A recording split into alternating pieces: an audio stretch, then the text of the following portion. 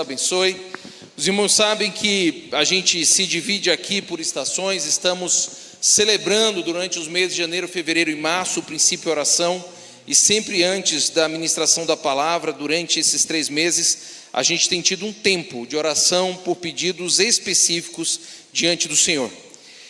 E no tema do ano, que é o tema santidade, a gente ao longo do mês de janeiro explorou o tema que a santidade é uma decisão pessoal do discípulo de Jesus. Cada um de nós, quando nos aproximamos de Cristo, decidimos se queremos ou não ser santos, e se entendemos que somos servos dele, a santidade é algo que nós acolhemos como algo para a nossa vida. Durante o mês de fevereiro, nós entendemos que além de uma decisão pessoal, a santidade não é uma opção para aquele que está em Cristo. Uma vez em Cristo, eu abraço esta decisão e eu movo em direção à santidade. E agora, ao longo do mês de março, a gente tem falado onde a santidade individual de cada um de nós, como ela fortalece, como ela edifica a santidade coletiva da igreja de Jesus. E a gente vai continuar falando dessa decisão por santidade individual que busca a santidade coletiva em Hebreus, no capítulo de número 11. Eu vou te convidar a abrir tua Bíblia em Hebreus, no capítulo 11, os versos de 6 até o final do capítulo. Lembrando que a gente tem falado da santidade não como um requisito, obrigado Val, Deus te abençoe, não como um requisito comportamental ou como uma regra que nós colocamos em nossas vidas, onde nós cobramos do outro santidade sem olhar primeiro para a nossa vida. Onde a santidade, muito mais do que um padrão de comportamento, ela é um desejo ou uma dimensão de intimidade com Deus. Santo é a perfeição que é em Deus, assim como santo sou eu quando busco separação das coisas que estão no mundo, das coisas que são meus desejos pessoais e individuais, e eu admito o padrão de Deus para a minha vida, e eu tomo o padrão de Deus para a minha vida como o meu padrão de vida. Eu separo então minha vida, eu separo a minha vontade, eu separo o meu querer, para que seja a vida, a vontade e o querer de Deus. Então a santidade, muito mais do que o legalismo de dizer o que é o certo ou errado, muito mais do que dizer isto é permitido e aquilo é proibido, a santidade para nós deve ser um profundo desejo, onde eu separo a minha vida para Deus, e as pessoas olham para mim e veem não mais a mim mesmo, mas a própria vida de Deus em mim. E o texto de hoje que nós vamos ler, é o texto que fala sobre os heróis da fé. Ele é um texto muito mais do que filosófico, ou da onde a gente possa tirar grandes símbolos. Ele é um texto narrativo. Ele nos vai falar sobre experiências de pessoas com Deus ao longo de todo o Velho Testamento. Então, se você puder me acompanhar na leitura, Hebreus no capítulo 11, a partir do verso 6, diz assim: de fato, sem fé é impossível agradar a Deus, porquanto é necessário que aquele que se aproxima de Deus creia que Ele existe e que se torna galardoador dos que o buscam. E aí começa uma série de testemunhos de fé. Pela fé, Noé, divinamente instruído acerca de acontecimentos que ainda não se viam, e sendo temente a Deus, aparelhou uma arca para a salvação de sua casa, pela qual condenou o mundo e se tornou herdeiro da justiça que vem da fé. Pela fé, Abraão, quando chamado, obedeceu, a fim de ir para um lugar que devia receber por herança, e partiu sem saber aonde ia. Pela fé, peregrinou na terra da promessa, como em terra alheia, habitando em tendas com Isaque e Jacó, herdeiros com ele da mesma promessa, porque aguardava a cidade que tem fundamentos, da qual Deus é o arquiteto e edificador. Pela fé também a própria Sara recebeu o poder para ser mãe, não obstante o avançado de sua idade, pois teve por fiel aquele que lhe havia feito a promessa. Por isso também de um, aliás, já amortecido, saiu uma posteridade tão numerosa como as estrelas do céu e inumerável como a areia que está na praia do mar. Todos estes morreram na fé, sem ter obtido as promessas, vendo-as, porém, de longe, e saudando-as, e confessando que eram estrangeiros e peregrinos sobre a terra. Porque os que falam desse modo manifestam estar procurando uma pátria, e se na verdade se lembrassem daquela de onde saíram, teriam oportunidade de voltar. Mas agora aspiram a uma pátria superior, isto é, celestial. Por isso Deus não se envergonha deles, de ser chamado o seu Deus, porquanto lhes preparou uma cidade. Pela fé, Abraão, quando posto à prova, ofereceu Isaque. Estava mesmo para sacrificar o seu unigênito, aquele que acolheu alegremente as promessas, a quem se tinha dito: em Isaque será chamada a tua descendência. Porque considerou que Deus era poderoso para ressuscitá-lo dentre os mortos, de onde também figuradamente o recobrou. Pela fé, igualmente, Isaque abençoou a Jacó e a Esaú, acerca de coisas que ainda estavam para vir. Pela fé, Jacó, quando estava para morrer, abençoou cada um dos filhos de José, e apoiado sobre a extremidade do seu bordão, adorou. Pela fé, José, próximo do seu fim, fez menção do êxodo dos filhos de Israel, bem como deu ordens quanto aos seus próprios ossos. Pela fé, Moisés, apenas nascido, foi ocultado por seus pais durante 3 meses, porque viram que a criança era formosa. Também não ficaram amedrontados pelo decreto do rei. Pela fé, Moisés, quando já homem feito, recusou ser chamado filho da filha de Faraó, preferindo ser maltratado junto com o povo de Deus, a usufruir prazeres transitórios do pecado. Porquanto considerou o opróbrio de Cristo por maiores riqueza do que os tesouros do Egito, porque contemplava o galardão. Pela fé ele abandonou o Egito, não ficando amedrontado com a cólera do rei, antes permaneceu firme, como quem vê aquele que é invisível. Pela fé celebrou a Páscoa e o derramamento do sangue, para que o exterminador não tocasse nos primogênitos dos israelitas. Pela fé atravessaram o mar vermelho como por terra seca, tentando os egípcios, foram tragados de todo. Pela fé ruíram as muralhas de Jericó depois de rodeadas por 7 dias. Pela fé Raabe, a meretriz, não foi destruída com os desobedientes, porque o acolheu com paz os espias. E continua o texto: e que mais direi? Certamente me faltará o tempo necessário para referir o que é a respeito de Gideão, de Baraque, de Sansão, de Jefité, de Davi, de Samuel e dos profetas, os quais, por meio da fé, subjugaram reinos, praticaram a justiça, obtiveram promessas, fecharam bocas de leões, extinguiram a violência do fogo, escaparam ao fio da espada, da fraqueza tiraram força, fizeram-se poderosos em guerra, puseram em fuga exércitos de estrangeiros. Mulheres receberam pela ressurreição os seus mortos. Alguns foram torturados, não aceitando o seu resgate, para obterem superior ressurreição. Outros, por sua vez, passaram pela prova de escárnios e açoites, sim, até de algemas e prisões. Foram apedrejados, provados, cerrados pelo meio, mortos a fio de espada. Andaram peregrinos, vestidos de peles de ovelhas e de cabras, necessitados, afligidos, maltratados. Homens dos quais o mundo não era digno, errantes pelos desertos, pelos montes, pelas covas, pelos antros da terra. Ora, todos estes que obtiveram bom testemunho por sua fé, não obtiveram, contudo, a concretização da promessa, por haver Deus provido coisa superior a nosso respeito, para que eles, sem nós, não fossem aperfeiçoados. E ainda o capítulo 12, verso 1 e 2.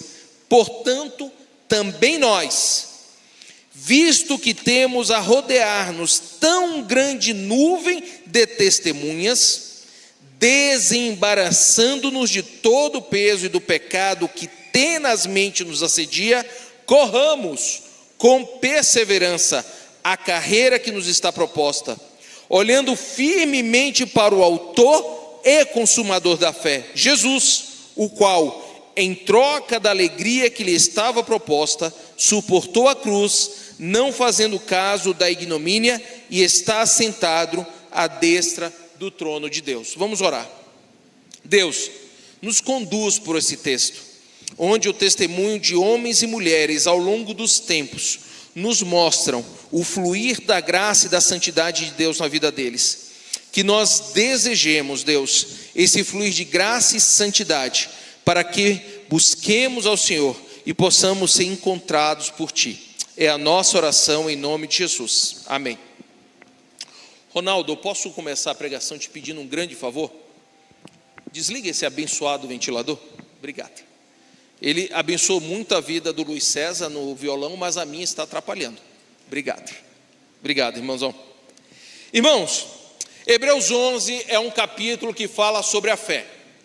E a fé no meio evangélico, ela às vezes perde a dimensão teológica que ela de fato tem. Porque fé para nós, a gente pensa em fé com algo sobrenatural, como ela realmente é, mas algo espetaculoso. Parece que a fé é aquela vontade que você fecha os olhos, aperta, range os dentes e imediatamente algo acontece. A fé é algo às vezes fictício, dependendo de como nós vemos as pregações por aí. Mas o que eu gosto da Bíblia é que a Bíblia, quando lida corretamente e lida muito sinceramente, ela tira completamente a dúvida e estabelece firmemente os conceitos.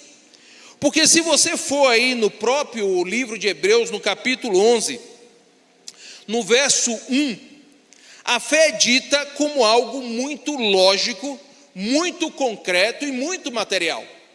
Porque a Bíblia diz assim, em Hebreus capítulo 11, verso 1, ora, a fé é a certeza de coisas que se esperam e a convicção de fatos que não podem ser vistos.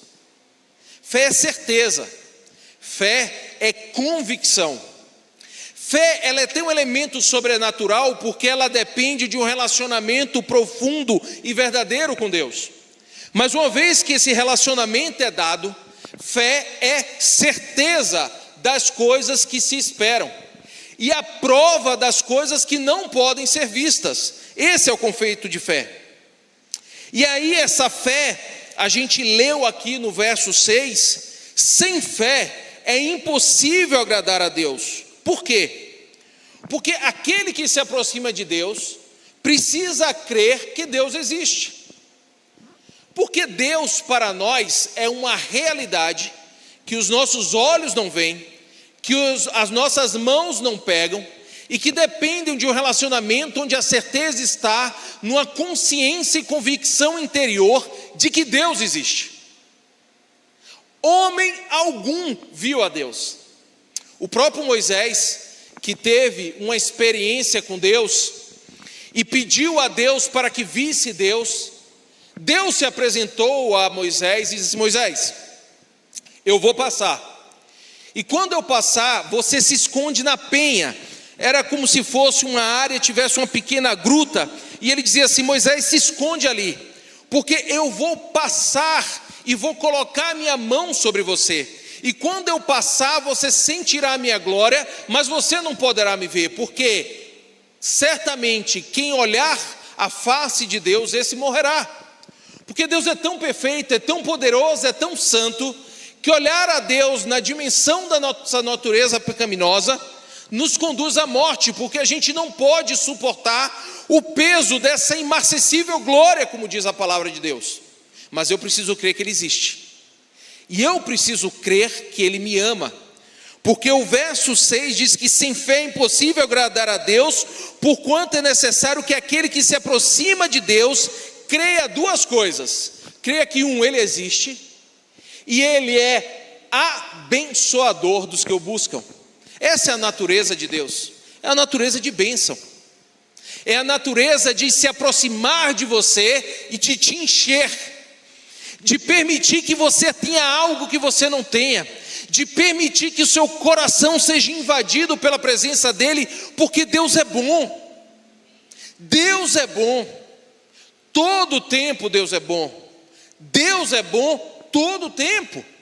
E Deus não pode fazer outra coisa a não ser abençoar a mim e a você. E a gente precisa se aproximar com Ele dessa fé.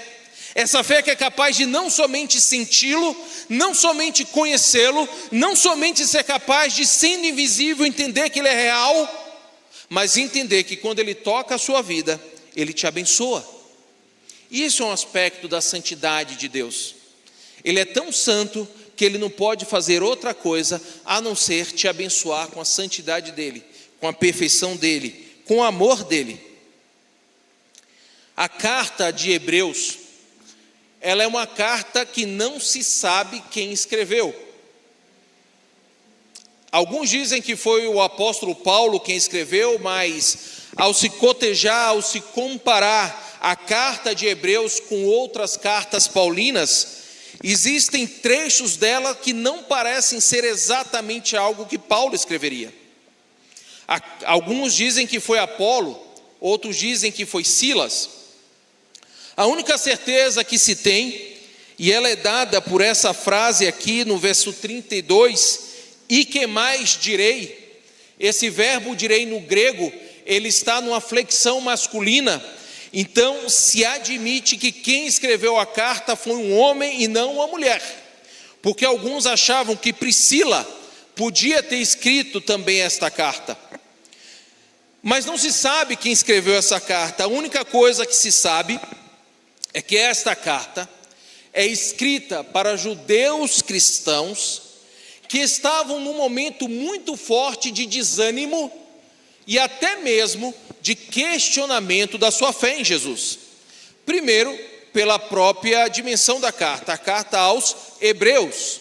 Aquela era uma carta não aos cristãos gentios, aos cristãos gregos, aos cristãos europeus, aos cristãos romanos, aos cristãos que haviam se convertido e que não eram judeus. Essa carta é escrita a judeus, a pessoas que tinham uma promessa de Abraão, que haviam recebido de Deus a promessa de ser uma grande nação, que esperavam por um Messias, mas hebreus que viram em Jesus a promessa messiânica a ser cumprida.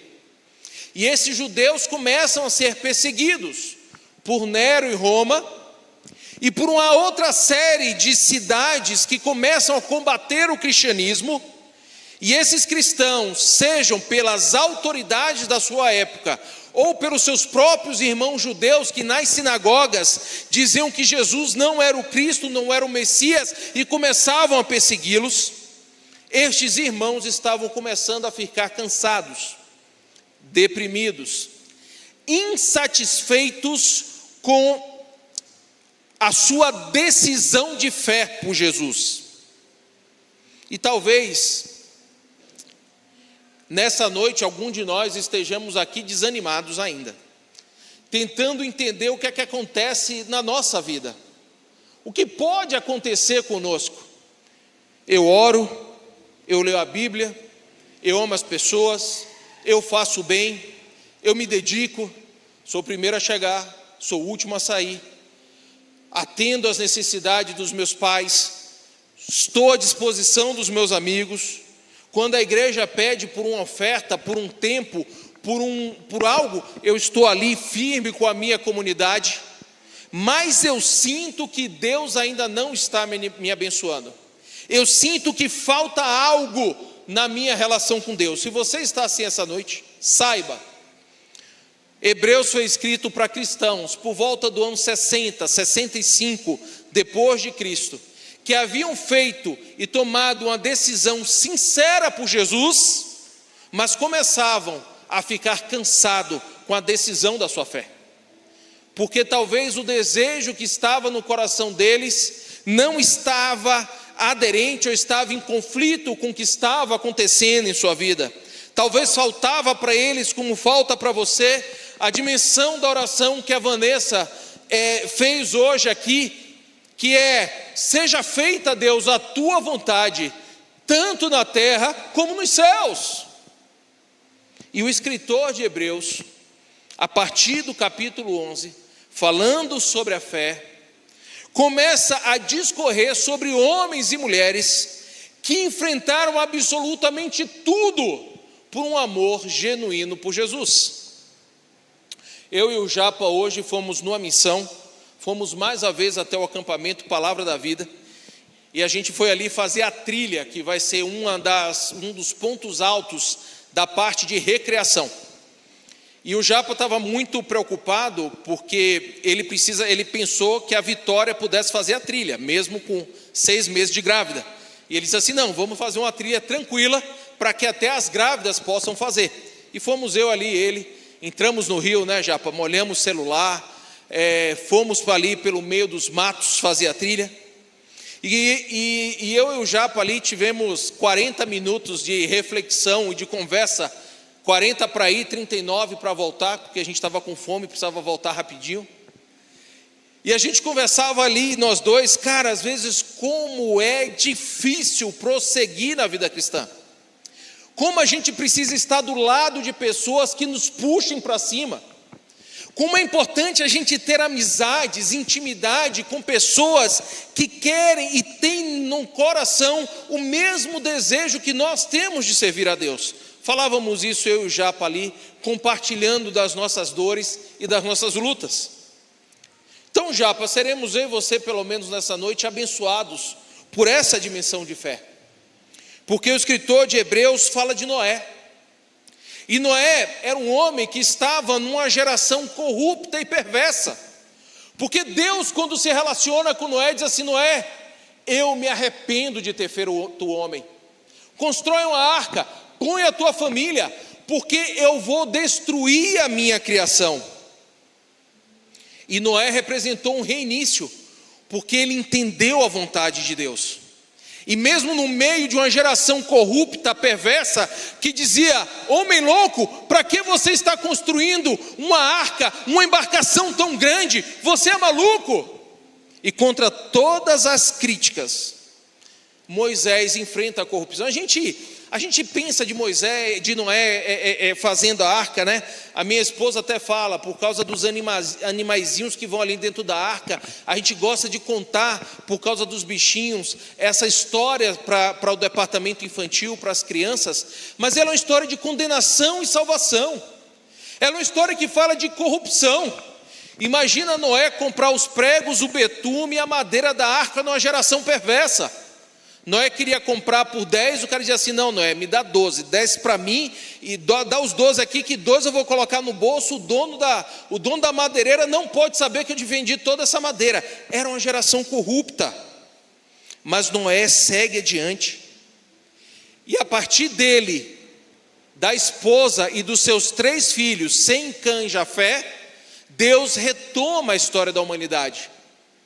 Ou seja, quando a gente vai subindo na nossa árvore genealógica e a gente pensa em Adão e Eva, na verdade, antes a gente passa por Noé e sua família. Porque todos nós descendemos dessa atitude bendita de Noé, de acreditar na palavra de Deus e de enfrentar a corrupção da sua época.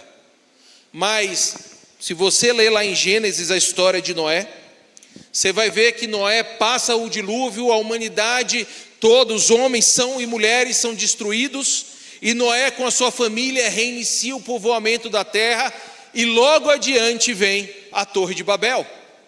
Porque na época que Noé sai do dilúvio, todos ainda falam a mesma língua, mas a Torre de Babel é o desejo do homem de alcançar os céus pelo seu próprio esforço, de tal forma que Deus vem e separa o homem em diferentes línguas, de forma que ninguém mais se entende, e Babel é confusão. E nós precisamos de novos Noés nesse reinício, porque hoje a linguagem do mundo está confusa. Nós estamos falando linguagens diferentes. Você entra hoje nas redes sociais, cada um tem uma linguagem diferente. Hoje você tem especialista para tudo. O cara que fala bem, tem um bom canal e tem 10 mil seguidores, virou especialista de alguma coisa. Não entende nada, mas é um especialista. Porque são dias de confusão, com linguagens completamente diferentes. E até mesmo dentro da igreja de Deus. Quantas vezes a gente não vê aí pastores coaches, falando talvez não do seu pecado e da necessidade de redenção que você precisa ter em Cristo, mas fala que Jesus vai te fazer feliz, fala que Jesus vai te encher de bênçãos, Fala de que não tem preço por Jesus, com Jesus, porque Jesus já pagou todos os preços na cruz. Em parte é verdade, mas existe uma cruz que nós precisamos carregar para estar com Cristo. E aí o texto vai falando de Abraão. Abraão é chamado para sair de sua terra e ir para uma nova terra. A história de Abraão não é apenas uma história de peregrinação, mas é uma história de nova identidade em Deus.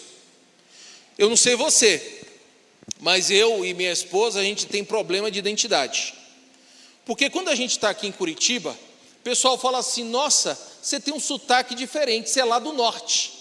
Eu sou lá de Salvador, o pessoal chama que eu sou do norte. Aí a gente vai passar férias com a família. Aí quando a gente vai passar férias com a família, já com essa cultura paranaense abençoada, o pessoal fala assim: nossa, mas vocês são metidos a besta, não são nem mais baiano. Resultado, na minha terra eu não sou baiano, aqui onde eu vivo eu não sou paranaense. Porque quando você muda da sua terra, você muda de identidade. E Abraão foi chamado para sair de Ur dos Caldeus para uma terra de promessa, porque Deus queria lhe dar uma nova identidade. E Deus confirma essa identidade com Abraão e Sara, já velhos, tendo um filho da velhice. E eu não sei se você sabe disso, Bruno e Vitória, mas quando essa criança nascer, vocês não serão mais o Bruno e a Vitória. Assim como eu e a Lu não somos mais o André e a Lu. É o André, pai do Mateus, e a Luciana, pai do Mateus. Porque filhos te dão uma nova identidade. E Abraão, que peregrinava numa terra distante para receber uma nova identidade em Deus, e para quem Deus havia dado um filho para que lhe desse uma nova identidade, é chamado para entregar esse filho em sacrifício. E talvez a pergunta de Abraão é: Deus, depois que eu entregar meu filho em sacrifício, qual é a minha identidade? E Abraão entrega o seu filho em sacrifício a Deus, porque a sua identidade não era a sua terra, a sua identidade não era o seu filho, mas a identificação de Abraão era o próprio Deus. Independente da terra onde ele estivesse, independente da quantidade de filhos que ele tivesse, a sua identidade era o seu Deus. Por isso ele poderia sacrificar a terra, por isso ele poderia sacrificar o filho, porque onde quer que ele estivesse, ele era Abraão, o filho do Deus Altíssimo. Eu e você somos chamados a ter uma identidade em Deus. Depois fala de Isaac e Jacó, dois homens que consolidaram a promessa. Isaac é conhecido por um homem que nas peregrinações ele abria poços de água, e você imagina que no deserto a água é o bem maior. Se você for para o deserto sem um copo d'água, mas com a carteira cheia de dinheiro, ainda que sejam dólares, o seu dinheiro não vale nada, porque o valor do deserto é da água que te alimenta. Isaac no deserto cavava poços, e os seus inimigos entulhavam os poços. Isaac, ao invés de amaldiçoar os seus inimigos, ia lá e guerreava pelos seus poços, porque a água da vida, que era o próprio Deus, o alimentava. Jacó foi um homem que usurpou o direito de primogenitura de seu irmão e depois precisou se reconciliar. Foi um homem que precisou administrar os seus filhos, porque eram 12 e um deles era preferido, que era José, filho de Raquel, vendido ao Egito por seus irmãos. Jacó precisou administrar sua família e reconciliar-se com seu irmão. E aqui nesse testemunho de fé que vem para nós em santidade, como está a administração com os seus familiares? Com seus pais, seus irmãos, seus primos, seus tios, seus filhos? Como vai a administração da sua casa? Você tem sido um pai, uma mãe que na hora do aperto, a primeira coisa que você faz é reunir-se com os seus e orar e dizer assim: Deus, venha nos abençoar. Eu conversava com o Everton e a Yara, e eles estão fazendo a reforma da casa deles, porque certo dia veio um vento, levantou o telhado da casa e molhou um cômodo da casa, e aquilo foi meio que o pontapé para eles terem que reformar toda a casa. E eles estavam testemunhando para a gente. 2 dias antes, o Aleph, de 4 anos, orava com eles. Eles se reuniram em família e fizeram um propósito. E eles queriam uma casa nova. E o Aleph olhou assim: papai do céu, me dá um quarto maior. 2 dias depois, um vendaval veio, levou o telhado da casa, estragou os móveis. O Everton colocou a mão na cabeça e disse: vou ter que reformar a casa. Sabe o que está acontecendo hoje na casa do Everton e da Yara? O Aleph ganhou um quarto maior. Dimensão de fé. Entender que Deus te abençoa. Deus te abençoa em todas as situações. Moisés, que história linda. Quando Moisés nasceu, Faraó, irmãos, a maior autoridade da sua época na terra. Não havia ninguém no mundo maior do que Faraó, rei do Egito. E Faraó deu uma ordem: matemos todas as crianças hebreias, homens, meninos, todos os meninos hebreus vamos matar, porque este povo está crescendo. E a Bíblia nos diz que os seus pais não temeram a maior autoridade da sua época, esconderam o seu filho durante 3 meses, contra tudo e contra todos. E numa estratégia bendita, colocaram um menino no cesto, e esse menino foi achado pela filha de Faraó, levado até o palácio. E aquela mulher, a filha do homem mais poderoso da terra, disse assim: meu Deus, uma criança, como essa criança formosa, bonita. Ela amou aquela criança, disse: como alimentaremos essa criança? E Miriam, irmã de Moisés, acompanhava toda a cena, e a Bíblia diz que ela levanta a mãozinha dela e diz assim: olha, eu conheço uma das escravas que teve filho e pode amamentar. E a filha de Faraó lhe dá o próprio Moisés, que sob a sua proteção é alimentado pela sua mãe, quando havia uma ordem de morte para todas as crianças do sexo masculino. Providência de Deus, porque os seus pais não temeram em ir contra a ordem do homem mais poderoso da terra na sua época. Eles preferiram ser santos, separados e cumprirem a vontade de Deus, onde nenhuma alma perecerá diante da presença do Senhor.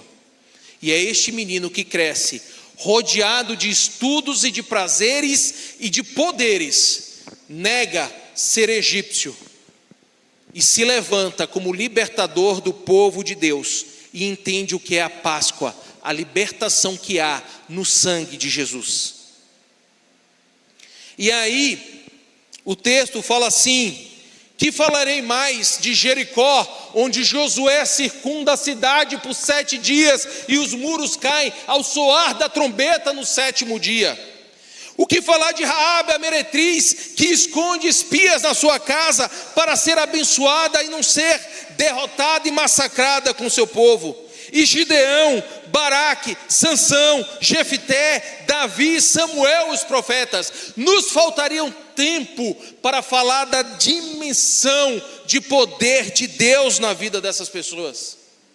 E ele vai adiante: praticaram a justiça. Lembremos-nos de Jó, que perdeu tudo, mas não ousou abrir a boca contra o seu próprio Deus. Fecharam a boca de leões. Daniel, lançado à cova dos leões, nenhum leão aquela noite avançou sobre Daniel. E para não dizer que os leões estavam com a barriguinha cheia, quando o rei tira Daniel da cova e entende a artimanha dos inimigos, manda colocar os inimigos dentro da cova dos leões, e os leões falaram: agora é hora, vamos nos alimentar.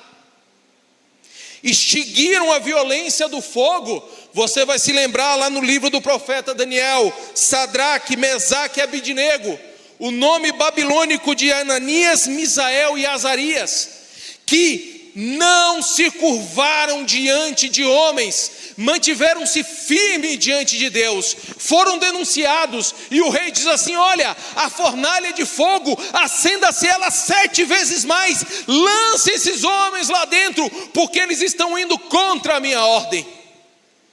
Aqueles homens são lançados na fornalha de fogo. A Bíblia diz que os soldados que lançaram eles foram consumidos pelo fogo. Mas o rei, quando olha para dentro da fornalha, diz assim: não lançamos nós 3 homens lá dentro? E os nobres dizem: sim, rei, lançamos 3 homens lá dentro. E ele diz: por que eu vejo 4 homens, sendo um deles com a aparência de anjo de Deus, andando dentro da fornalha? E aqueles homens não se queimaram. E o rei diz: saiam, Sadraque, Mesaque e Abednego, saiam. E aqueles homens saem de dentro da fornalha, e o fogo não lhes tocou. Isto é poder da santidade de Deus. Se Deus é capaz de fazer isso há 3.000 anos atrás, irmãos, o que Deus não é capaz hoje de fazer na sua vida, pelo sangue de Jesus que morreu por nós? Ele ainda fala: as pessoas obtiveram promessas. Ana, mãe de Samuel, orava por um filho. Deus abriu a madre e deu um filho a Ana. E este homem, profeta, juiz Samuel, fez grandes coisas na sua época. Receberam seus mortos. A viúva de Sarepta, onde Elias, o profeta, faz o seu filho ressuscitar. E a sunamita, que também recebeu o seu filho morto da mão de Eliseu. Mulheres viram filhos sendo ressuscitados pelo glorioso poder de Deus. E o texto continua. Você está desanimado? Lembre-se daqueles que se fizeram poderosos em guerra. Depois você lá, 2 Samuel capítulo 23, a partir do verso 8, os valentes de Davi. Diz que Eleazar se levanta em guerra, toma a sua espada, começa a ferir os filisteus, e a força e a coragem daquele homem é tão grande, que diz que a espada apegou-se-lhe à mão em carne viva, a sua mão foi cicatrizada na espada, e junto com a espada era o único instrumento a brandir a graça sobre os seus inimigos, dizendo: eu pertenço ao Senhor. Receberam escárnios e açoites, até algemas e prisões. Lembra de Paulo e Silas? Pregando o evangelho, foram açoitados, foram lançados no cárcere, e à noite, com as costas ardidas de tanto apanharem, eles começam, irmãos, a entoar louvores a Deus. Começam a salmodiar e a cantar: bendito seja nosso Deus e Senhor, que nos salvou, tu és santo e bendito. A cadeia começa a tremer, as portas da prisão se abrem, e um anjo do Senhor tira as algemas e dizem: bendito do Senhor, saiam para fora.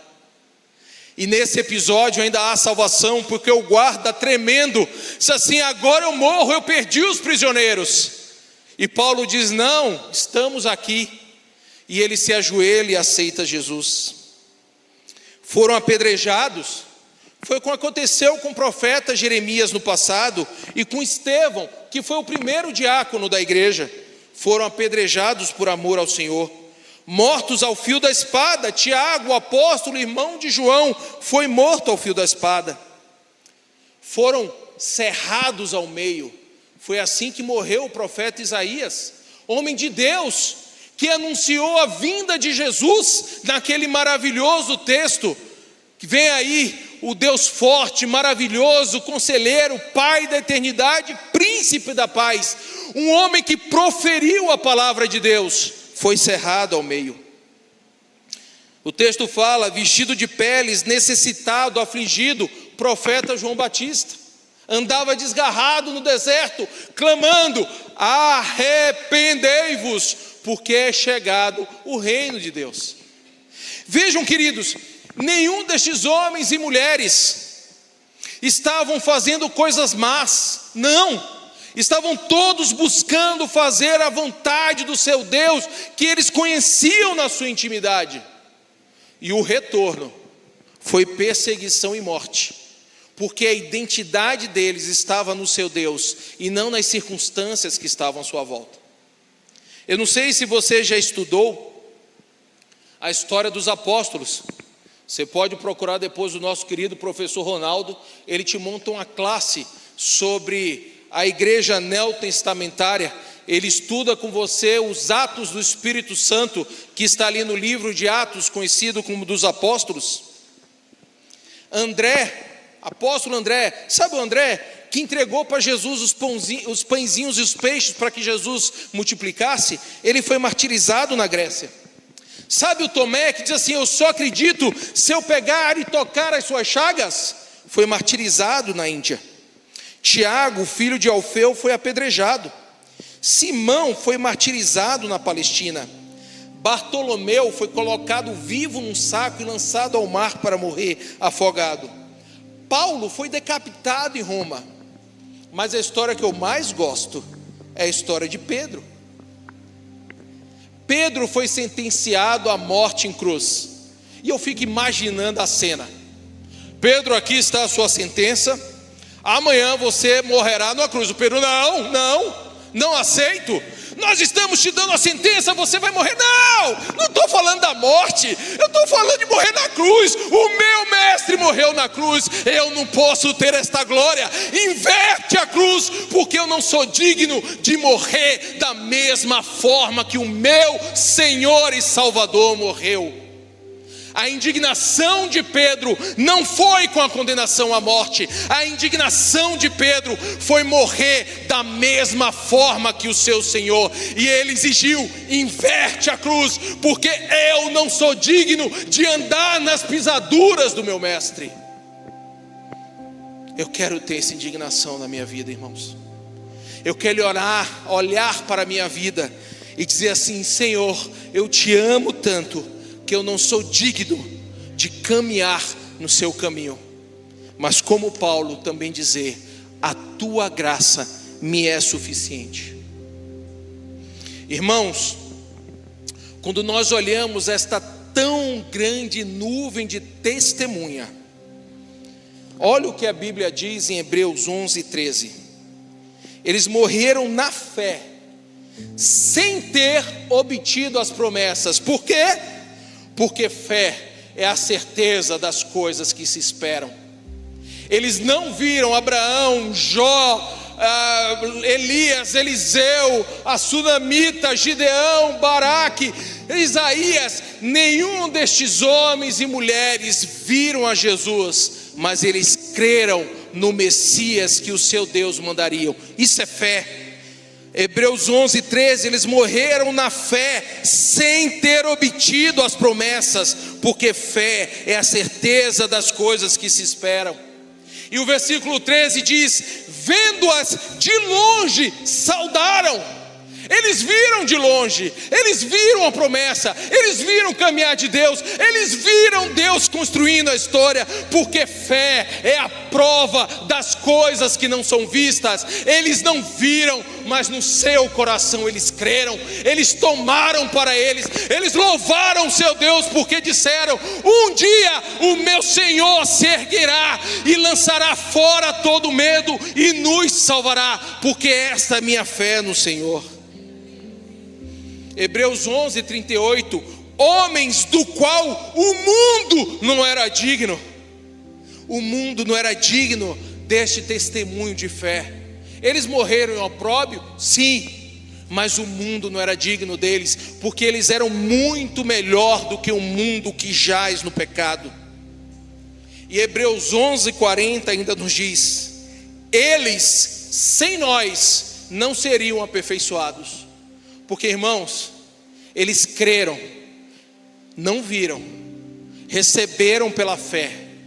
Só que olha que interessante, porque sem nós eles não podem ser aperfeiçoados. Porque se você bater aí no seu peito, você estará tocando no templo de Deus, porque o Espírito Santo está dentro de você. Eles não foram aperfeiçoados, porque o aperfeiçoamento veio em nós. Aqueles que, recebendo a fé em Jesus Cristo, foram selados e batizados no Espírito Santo. Então nós hoje carregamos uma promessa que eles desejaram. Nós carregamos dentro de nós um sonho que eles sonharam. porque nós nos movendo na terra, é o próprio Cristo que se move por cada um de nós, porque Ele nos deu o seu Espírito por penhor da nossa herança. Quando eu e você nos movemos, é Deus se movendo na terra, porque o Espírito Santo veio nos selar. Por isso nós lemos Hebreus 12, 1 e 2. Recebemos o testemunho deles de que valeu a pena. E eles dizem, larga o peso. Hebreus 12, 1 diz assim: desembaraçando-nos de todo o peso. Desembaraça, irmão. Qual é o peso que está te impedindo ir para Jesus de maneira real e total? Que peso você está trazendo acorrentado aos seus pés, que não permite que você entre na presença do teu Deus e rasgue o seu coração? Mateus 11, em Mateus 11, no verso 28, o mestre nos diz: vinde a mim. Não são minhas palavras, é Jesus falando. Vinde a mim, todos os que estão cansados e sobrecarregados, eu, Jesus, vos aliviarei. Tomem sobre vocês o meu jugo e aprendam de mim, porque eu sou manso e humilde de coração, e vocês acharão descanso para as suas almas, porque o meu jugo é suave e o meu fardo é leve. Irmãos, Ele já levou o peso da condenação do pecado, da maldição de uma vida sem sentido. Ele já levou. E o autor nos diz: desembaraçando-nos de todo o peso e do pecado que tenazmente nos assedia. Você tem que lutar contra o pecado todo dia, irmão. Todo dia. Quanto mais você orar, quanto mais você ler a palavra, você vai entender que você precisa lutar tenazmente contra o pecado que te assedia. Porque o autor de Hebreus, ele é muito firme, porque ele diz assim: desembaraçando-nos de todo o peso e do pecado que tenazmente nos assedia. Olha o verbo, corramos. Não é andemos, não é engatinhemos, é corramos na direção da carreira que nos está proposta. Deus tem algo para você. Deus tem uma obra que só você é capaz de fazer, e Ele te chama: corra na carreira que lhe está proposta. Olhando firme para quem? Olha firme para Jesus, irmão. Não olha para mim, não olha para o pastor, não olha para o irmão que está do lado. Todos nós iremos falhar, mas nessa corrida a gente olha o alvo que é Jesus, a gente fixa os olhos em Jesus e a gente sai em disparada a carreira que nos está proposta, olhando firmemente para Jesus, porque Jesus é o modelo. Olha o que ele diz no verso 12: ele suportou a cruz em troca da alegria que lhe era proposta. Ele tinha uma alegria, Jesus. Colossenses 1,15. Colossenses 1,15 diz que Jesus é a imagem do Deus invisível, o primogênito de toda a criação. Essa era a sua alegria. Eu quero mostrar ao mundo quem é Deus. Eu serei a imagem do próprio Deus andando no mundo. Eu sou o primogênito, o primeiro de toda a criação. E Colossenses adiante vai dizer que tudo foi feito por Ele e por meio dEle, e nada do que for feito sem Ele poderia ser feito. Esse era o gozo de Jesus. E Ele diz: eu vou suportar a cruz por causa desse gozo de cumprir a vontade do meu Pai. E Ele teve a sua recompensa, porque o verso 12 diz que hoje Ele está assentado à direita de Deus no trono. Querido, você pode ter esse gozo, você pode ter este prazer de uma carreira focada em Jesus, de correr sem se cansar em Jesus, porque Isaías diz que os que esperam no Senhor renovarão as suas forças e subirão com asas como águias, correrão e não se cansarão, andarão e não se fatigarão, porque o renovo, irmãos, vem do Senhor. E diferentemente de Jesus, que está sentado à destra de Deus, você não vai assentar-se à direita de Deus. Deixa eu te dar essa notícia. Mas o que pode acontecer com você, irmãos, é o que está lá em Apocalipse, capítulo 19, verso 6. Se você não prestou atenção a nada, você precisa prestar atenção nesse texto. Porque Jesus suportou a cruz pela alegria que lhe estava proposta, que era ser o primogênito de muitos e a imagem do Deus invisível. Eu suporto a cruz de Cristo pela alegria, Duda, que me está proposta. E sabe qual é a alegria que está proposta? Irmãos, Apocalipse 19, 6 diz assim: Então ouvi, isso é João falando na ilha de Patmos, da visão que Deus deu para ele, do final dos tempos. Ele diz assim: eu, João, ouvi como uma voz de numerosa multidão, como de muitas águas, sabe, cachoeira. Você já foi numa cachoeira, aquele som gostoso de cachoeira, aquele volume de água? João ouviu o som como de muitas águas, e como de fortes trovões. Sabe aquelas tempestades de verão que dão aqui, que vai rasgando o céu, relampejando, e aquele trovão que o vidro da tua janela balança? João ouviu a voz de numerosa multidão, como de muitas águas e como de fortes trovões, e essa numerosa voz, a uma só, dizia: aleluia, pois reina o Senhor nosso Deus, o Todo-Poderoso. Você quer que eu te diga quem João viu? João me viu, porque eu vou estar ali naquela multidão. Eu tomei a decisão de estar ali naquela multidão. Ronaldo, no final da era cristã ali de Jesus, quando João no Apocalipse viu isto, ele me viu, Ronaldo, porque eu estarei ali. Numerosa voz, como de trovões, eu estarei bradando com todos os meus pulmões, dizendo: aleluia, reina o Senhor nosso Deus, o Todo-Poderoso. A decisão, meu santo, você vai estar ali. O que lhe impedirá de estar nesta figura? Porque, amados, isso daqui não foi escrito para ficção.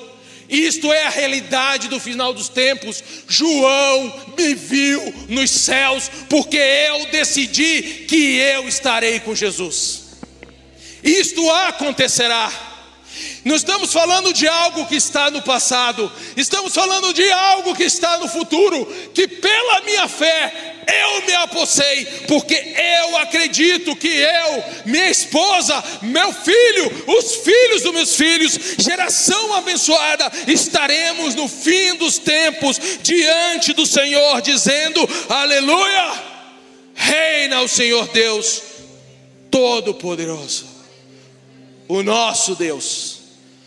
O que lhe impedirá de estar neste dia ali, irmão? Olha a quantidade de testemunho que nós recebemos aqui.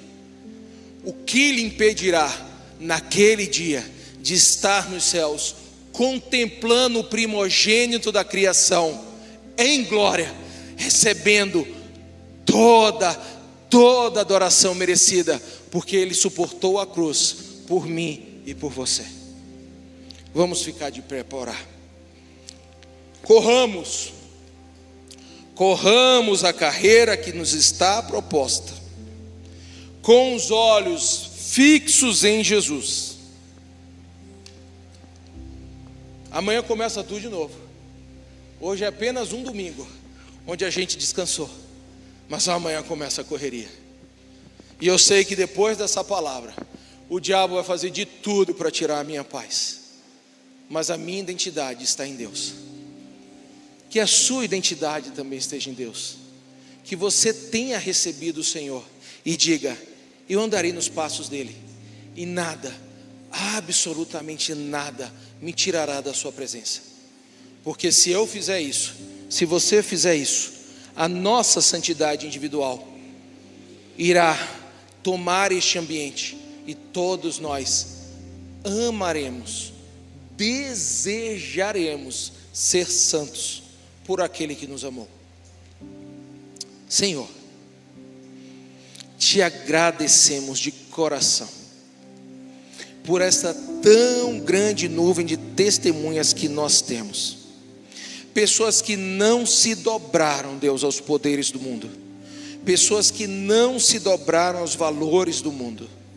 Pessoas que não se dobraram aos seus problemas, às suas depressões, à perda dos seus sonhos. Não se dobraram, Deus, ao temor da guerra ou à miséria da morte, mas se mantiveram firmes, correndo em direção a Jesus. A minha oração, Deus, nessa noite, é que a gente como igreja, corra nessa direção. Que a gente não despreze o sangue que foi vertido na cruz, mas pelo contrário, Senhor, que a gente busque isso a cada dia. Que a gente deseje isso, Deus, acima de tudo. E que o nosso coração anseie a Ti. Que a fé para nós, Senhor, seja o firme fundamento do céu que nós esperamos. E a certeza de que o Senhor existe e de que o Senhor está conosco e nos acompanha a cada dia. E como os iniciamos nessa noite, Deus, nós te pedimos de coração e humildemente, não a nossa vontade, Senhor, não o nosso desejo, mas que seja feita, Deus, a tua vontade, não só aqui na terra, Deus, mas também nos céus. Por um único motivo, Deus, porque teu é o reino, o poder e a glória para sempre. Amém e amém. E ouviu-se uma numerosa voz, como de muitas águas e de trovões, dizendo: Aleluia! Bendito seja o nosso Deus, o Todo-Poderoso.